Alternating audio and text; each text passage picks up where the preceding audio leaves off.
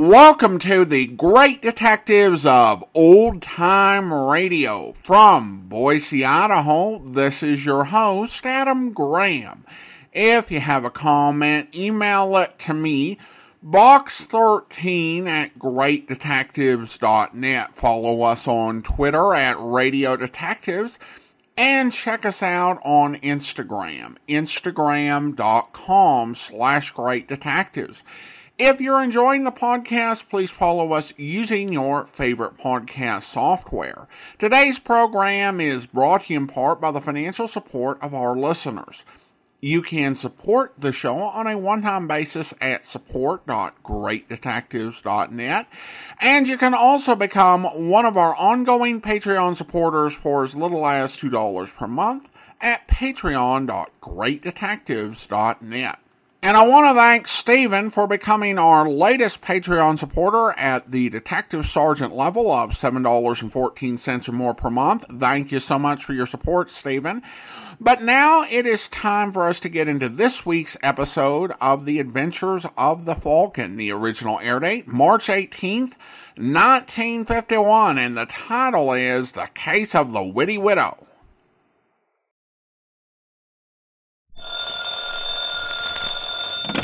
Hello? Yes, this is the Falcon speaking. Oh, Myrna. I'm glad you called. Oh, you'll have to count me out tonight, Angel. I've got a date with the magician. This boy's going to show me how to make $4 million in gold out of 30 cents worth of lead.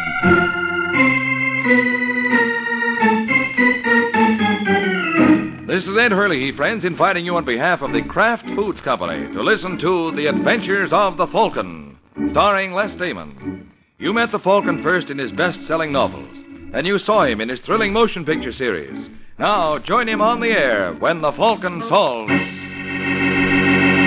The Case of the Witty Widow.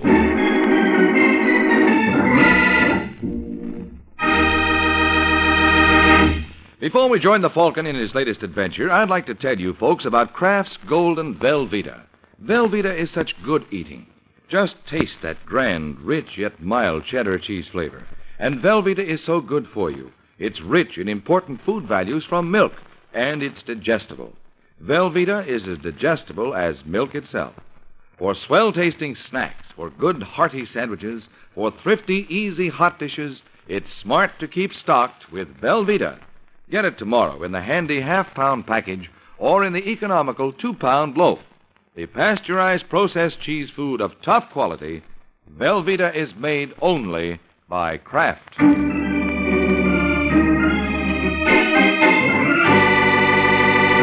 Now, the case of the Witty Widow. It's early afternoon in New York, and in room 619 of the Remsen building, a pudgy little man named Edward Paris washes his hands for the 10th time in as many minutes, which may go to show that Mr. Paris doesn't approve of the type of people he deals with. If you watch, you may see why. Who is it? Me, Mr. Paris. Oh, just a second, Mickey.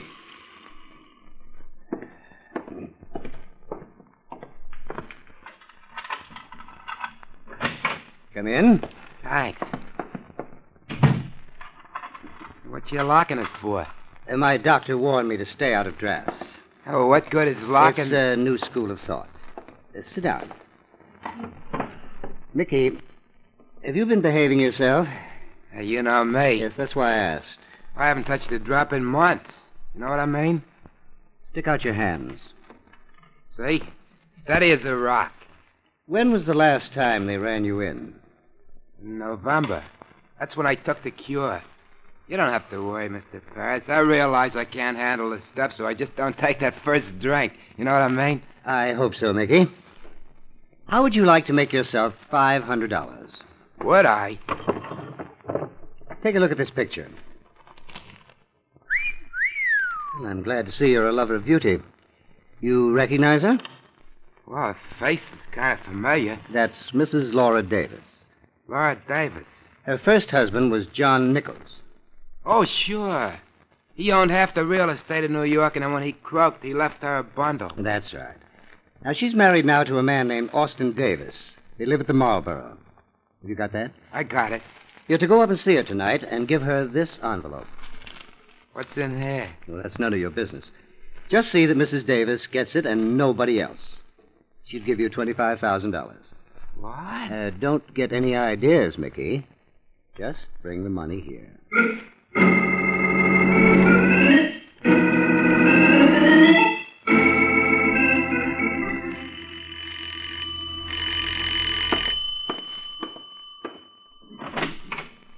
Yes?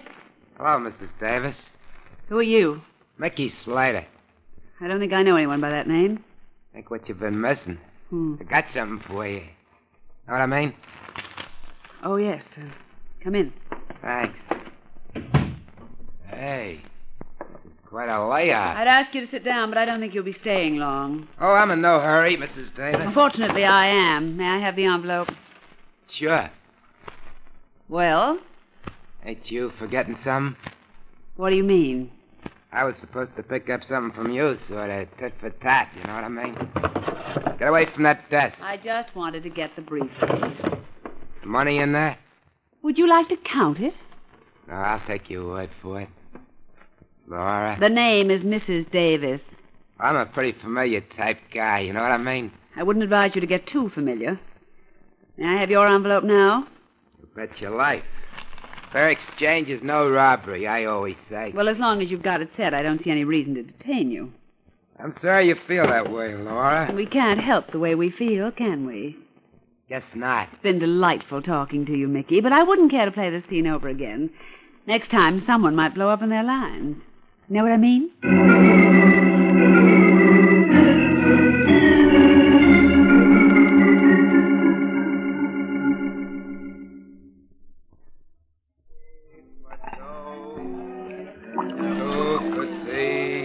Hello, Mickey. Well, if it ain't Mr. Paris. Yes, it is. What a job, pal. Oh, thank you. You know, Mickey, I'm very disappointed in you. That cure apparently wasn't as permanent as you thought. You won't believe it, Mr. Paris, but I was on my way to your office. You had it right the first time. Huh? I won't believe it. Where's the money? Money? Oh, yeah, I got it right here in this briefcase. Excuse me. Not at all. You didn't think I'd let you down. I didn't know what to think. Sirree, Mickey Slater don't ever let a pal down. Thank you, Mickey. Sure. How about a little snort? No thanks. I guess I gotta drink alone. Very dangerous habit you get into, Mr. Paris. I mean, Imagine you were surprised when you opened that envelope. certainly was. Who'd have thought? Go on, Mickey. What were you going to say? I opened what envelope? The one I gave you for Laura Davis?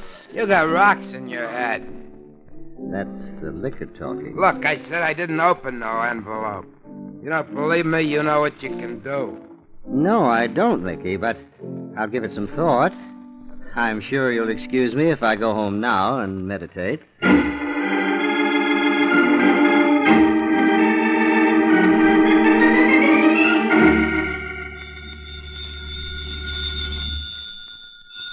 Will you get that, Austin? Of course, dear. Hello? Let me talk to Laura Davis. She's busy at the moment. Well, she can't be that busy. Tell her that it's Mickey Slater. Just a moment. To you, Laura, a Mickey Slater. Slater? Oh, yes, that's the new tailor I was telling you about. Sounds drunk. Well, it doesn't seem to affect his work. I'll talk to him. Hello? Hiya, Mrs. Davis. But you're kind of surprised to hear from me so soon. I can't honestly say I am. Well, I hate to put the bite on you, sweetie, but you see, I picked up that briefcase for somebody else. All I got was 5 bills for my end. Well, that's too bad. Yeah, I knew you'd feel that way. And since tomorrow's my birthday, I was wondering whether you'd like to make me a little present. What did you have in mind? briefcase.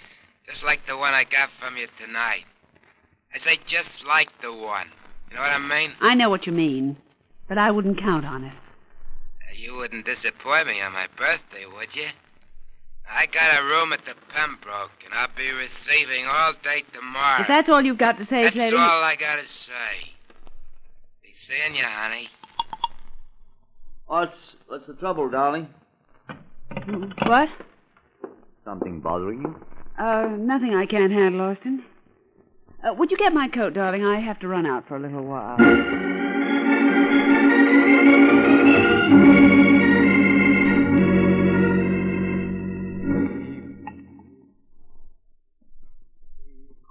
Me for you, and you for me, too.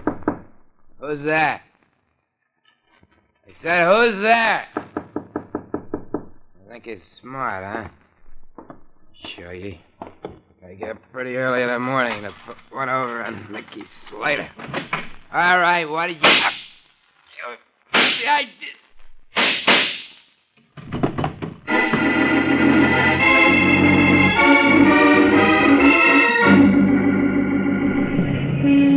Taxi! Taxi! You having trouble, lady? Taxi! Maybe I can give you a lift. My car's right here. Look, if you don't get out of here... You'll call the cops. Yes. Well, just goes to prove what a small world this is. What are you talking about? I'm Sergeant Corbett, New York Homicide. So? So I wonder if I could impose upon you to take a little ride with me down to headquarters. Start her up, Kelly. Are you mad? Ever hear of a man named Mickey Slater? No. Well, he was foully done in some 3 hours and 4 bullets ago. No. Yes. Listen, Sergeant. I'd love to, but I hate loitering on street corners. Let's wait till we get downtown, huh? Home, James.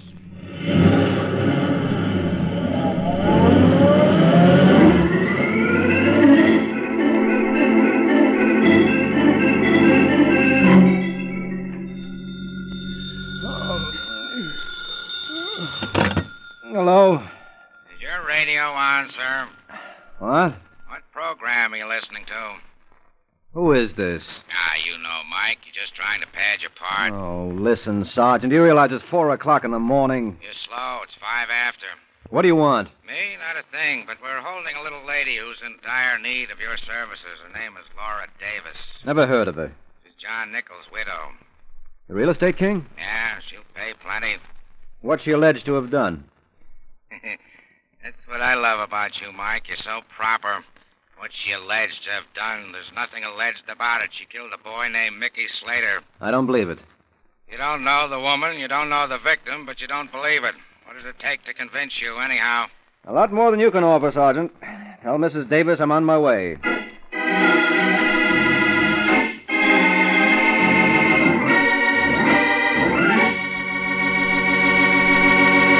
This is Ed Hurley again, friends.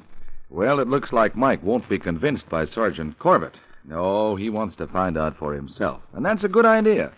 For example, if you'd like to find out for yourself how delicious and wonderfully helpful a good cheese sauce can be, you just try this. Melt Velveeta, Kraft's famous pasteurized processed cheese food, for the smoothest golden sauce you ever saw. One that's perfect over vegetables or to combine with leftovers for a hearty main dish. It's a wonderfully easy sauce to make. You just melt a half pound of Velveeta in the top of your double boiler. You don't have to cut it into little pieces because Velveeta melts so easily, so smoothly. Then stir in a quarter cup of milk. Season to suit your taste, and you'll have the best-tasting cheese sauce you ever put a fork into. Velveeta has such a fine, rich, yet mild cheddar cheese flavor. And it's mighty nourishing, too, because Velveeta is rich in important food values from milk. So even the smallest youngsters can enjoy it often. Find out for yourself what a wonderfully handy helper Velveeta can be, whether you melt it for this grand cheese sauce or slice it thick for hearty sandwiches. Get a 2-pound loaf of Velveeta tomorrow. It's America's favorite pasteurized processed cheese food, the one and only Velveeta.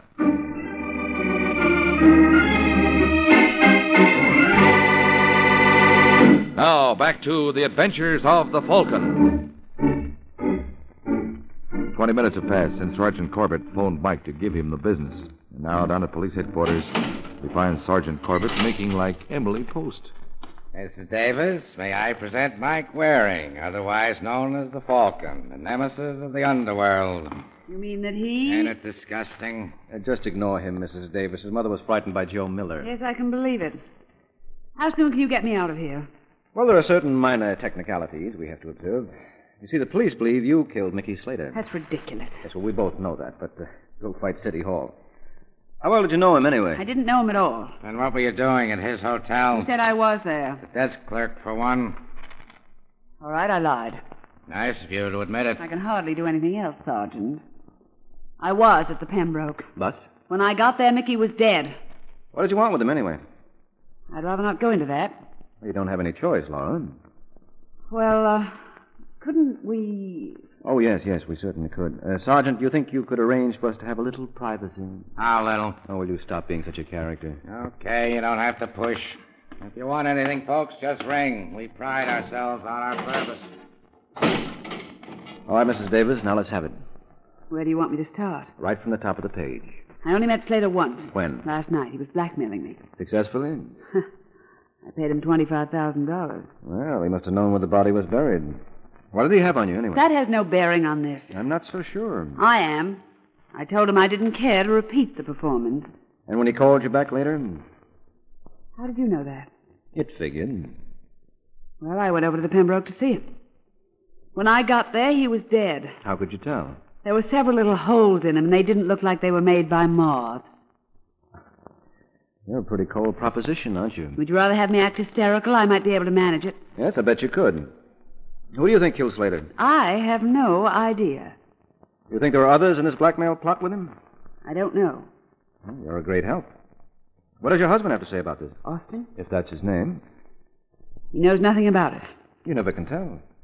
What is that supposed to mean? I don't rightly know myself, Mrs. Davis. That's what we call a cryptic remark, and I love to use one for an exit line.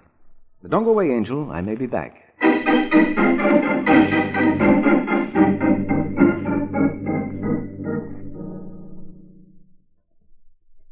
wish I could be of some assistance, Mr. Waring. Frankly, I'm all at sea. Yes, well, that's not bad if you're a sailor, Davis. Did you see this Mickey Slater when he was up here last night? No, but I spoke to him later on the phone. What do you suppose he had on your wife? Well, Laura didn't see fit to take me into her confidence. Oh, that's too bad. I like to see a husband and wife confide in one another. How long have you been married? 4 months. Oh, you're practically newlyweds.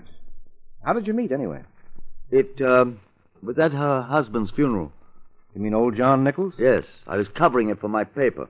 Your paper? I was a reporter at the time. Oh, that's real romantic. Have you since retired? I don't like that kind of talk. I'm sorry, this is just my day to be obnoxious. Would you have any idea how much money Nichols left your wife? Nope. 1 million? 2? Never discussed it with Laura. Well, how long had she been married to him before he died? Why this preoccupation with her first husband? You're not jealous, are you? Why, he was old enough to be her father. She was his nurse, wasn't she? What about it? Nothing. Merely proves I'm in the wrong business. Now, if I'd been a nurse, or, say, a newspaper man... You better explain that, Waring. I don't know whether it occurred to you, Davis, but there's bound to be nasty talk. Is there? Well, you know how evil-minded some people can be.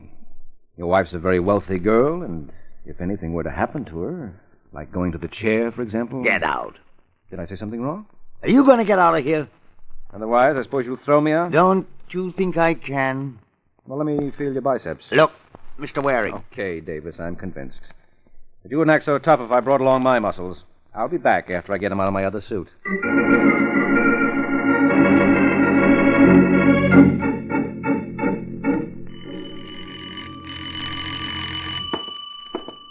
Just a second. Hello, Austin. Harris, why didn't you take my advice? Well, you might at least let me catch my breath. I thought it best not to use the elevator under the circumstances. I still would like to know why you didn't take my advice and stay away. Well, I wanted to express my sympathy on the loss of your wife. I haven't lost my wife. Not yet, but you've got an excellent chance. Providing, of course, the Falcon doesn't get her off. You think there's any likelihood of that? What difference does it make to you? Well, quite a bit, as it happens. I'd like you to take a look at this document. What is it?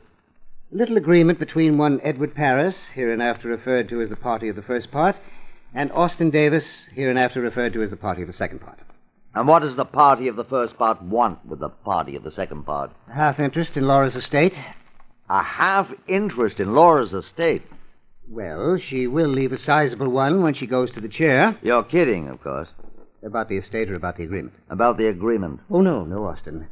It isn't as though I wasn't contributing my share to the partnership. Now, how do you think it would look to Waring if he learned that the material poor Mickey Slater used to blackmail Laura was furnished by her own husband? You wouldn't tell him that. Oh, hate like the devil too, Austin, but still you can appreciate my position. I don't like being blackmailed, Paris. Let's face it, few people do.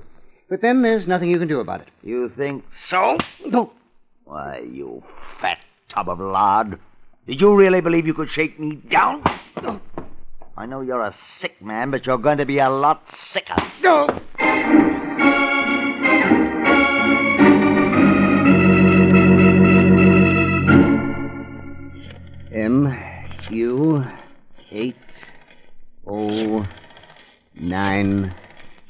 MQ80945.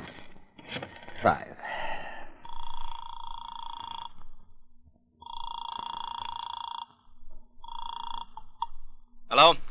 I'd like to talk to Mike Waring, please. Who's calling? Let's just say it's a friend. Okay, friend. What's on your mind? I've been given to understand, Mr. Waring, that you're working for Laura Davis. That's right. Well, she didn't kill Mickey Slater. How would you know? I'm clairvoyant. Does your crystal ball tell you who did kill him?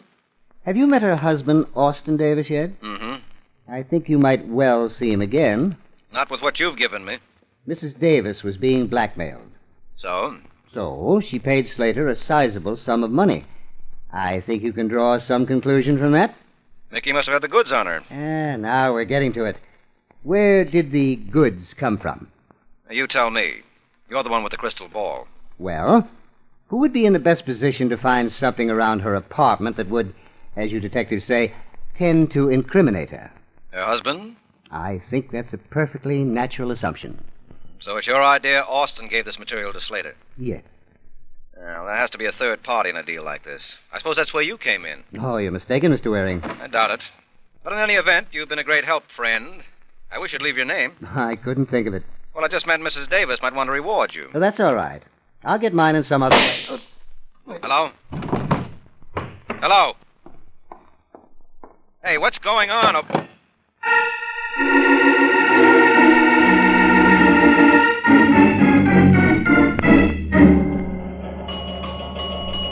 Hey, Winslow, did you take a look at the teletype? Winslow! Well, I do, Sergeant. Oh, I knew it couldn't last. How soon can you release my client?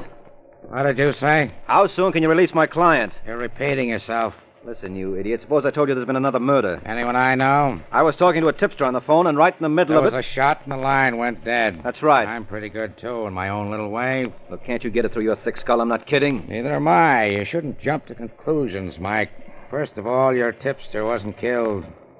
How do you know who it was? Well, strange as it may seem, Mike, every once in a while we find out things without waiting for you. I know it's unconstitutional. What's his name? Oh, The boy I was talking to on the phone. Edward Paris. And he wasn't killed? No, the slug just tore about a pound of flesh out of his hide.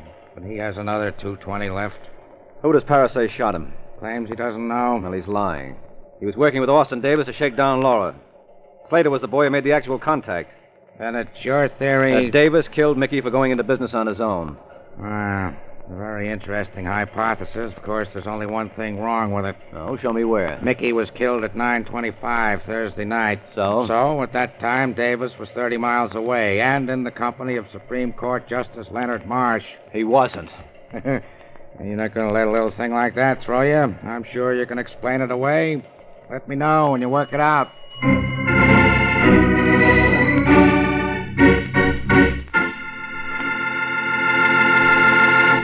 This is Ed Hurley again, friends. While Mike is trying to explain away Mr. Davis's alibi, there's something I'd like to explain to you. To be sure you're getting the finest pasteurized processed cheese food you can buy, just be sure you get genuine Velveeta. Velveeta, made by Kraft, tastes so good, And it's so good for you because it's rich in important food values from milk. And nourishing Velveeta is as digestible as milk itself, so you can enjoy it in hearty snacks and sandwiches any time at all. Get a 2-pound loaf of Velveeta tomorrow, Mother, and make it your handy helper. Just be sure you get genuine Velveeta, the pasteurized processed cheese food of top quality, made by Kraft.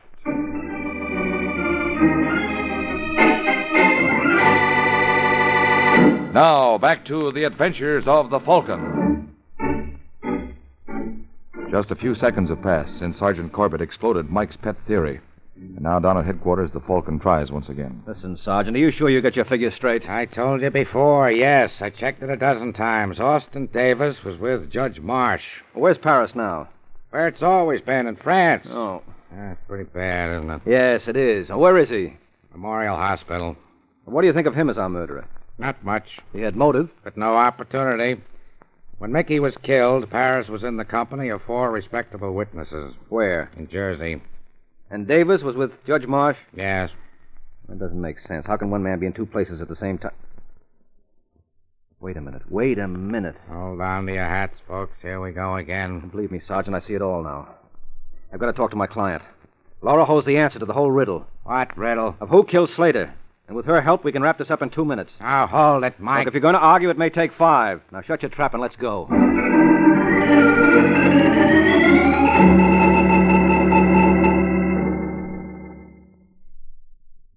I can tell you any more, Mike. Really, I don't. You'll have to, Laura. You haven't told us a thing so far. What did Mickey have on you? I said it had nothing to do with this, Sergeant. But it had something to do with the death of your first husband. Are you crazy? Well, it must have. You didn't pay off $25,000 because you passed a red light. Now, what was there about your first husband's death that could incriminate you? Nothing. Austin knew something. You'll never convince me that he was working with Mickey Slater. Well, then I certainly couldn't hope to convince you he killed him. No. Look, Angel, we've got to face the facts. Somebody has to go to the chair for Mickey's murder. Now, Austin and Paris have what is commonly called unbreakable alibis. So? So? Do you see how one person can be in 2 places at the same time? Only if it's done with mirrors. Yes, and we know it wasn't done that way. But can't you think of anyone who had a better motive than you did to kill Mickey? No. Well, neither can I, so I guess you're it. I don't understand you, Mike. Well, I know it's highly irregular, but in real life, every so often, the most obvious suspect is the guilty one. Be good to yourself, Angel, because the gentleman on your jury certainly won't be.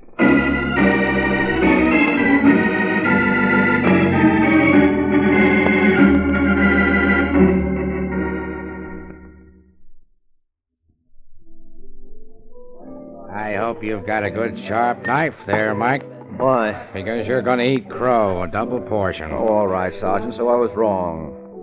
I can't be hearing right. Well, we all make mistakes. Yeah, but you overdo it. I told you right from the start Mrs. Davis was guilty. Well, it just didn't seem possible. Everything was stacked against her. She had motive, opportunity, and she was even spotted at the scene of the crime. Yeah, that's pretty surprising when you consider what a smart dame she is. Well, that's why I couldn't believe it wasn't a frame. What do you suppose Mickey had on her, anyway? She wouldn't spill? Not about that. Well, my guess would be she poisoned her first husband. Austin must have come across some medical records in the house that proved it. Seems logical. Did I tell you Paris admits now that Austin was the one who plugged him? Well, then that ties it all up in a neat little package. No thanks to you. Well, I just couldn't seem to get going. There was something missing here. You mean besides your brain? Wish I could put my finger... I got it, Sergeant. You know, for the past few months, around halfway through the case, a beautiful blonde would appear. So? So that's what I've been missing. Hey, maybe she's waiting for me at home now. Good night, Sergeant.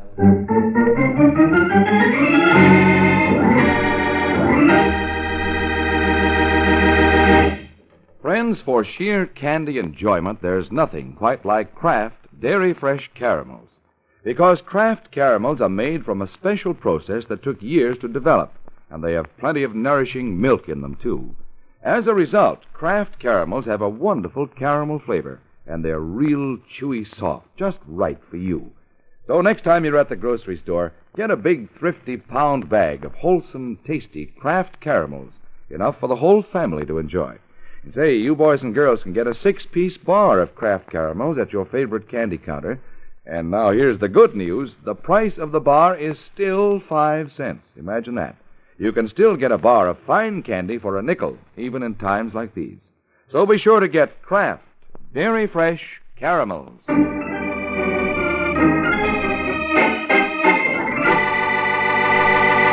The Case of the Talented Texan. The Case of the Talented Texan. That's the title of next week's adventure of the Falcon, when Mike Waring learns about a killer who made the fatal mistake of trying to kill 7 men with a 6-shooter. So be sure to listen at the same time next week to another exciting adventure of the Falcon, brought to you by the Kraft Foods Company. The Adventures of the Falcon are based on the famous character created by Drexel Drake, produced by Bernard L. Schubert, written today by Eugene Wang, and directed by Richard Lewis. Music was by Arlo. Les Damon was starred as the Falcon, with Ken Lynch as Sergeant Corbett. Be sure to hear The Great Gildersleeve next Wednesday evening over most of these stations. In next Wednesday's broadcast, Gildy comes face to face with an hilarious problem and solves it in a way that will keep you laughing for days. Remember the show, the time, and the place, The Great Gildersleeve, next Wednesday evening over most of these stations. Check your local newspaper for time of broadcast. Ed Hurley speaking for the Kraft Foods Company. Enjoy the Phil Regan Show and The Big Show later on NBC.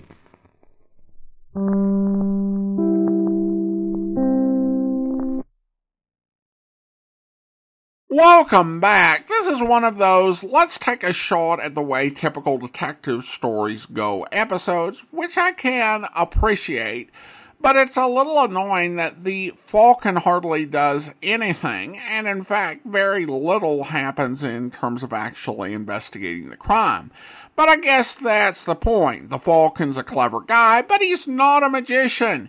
He can't just manufacture clothes and amazing solutions when there's nothing to be found. But that doesn't mean I have to like that style of story. On the other hand, Sergeant Corbett was absolutely on fire every moment he was in the episode. He had so many great lines.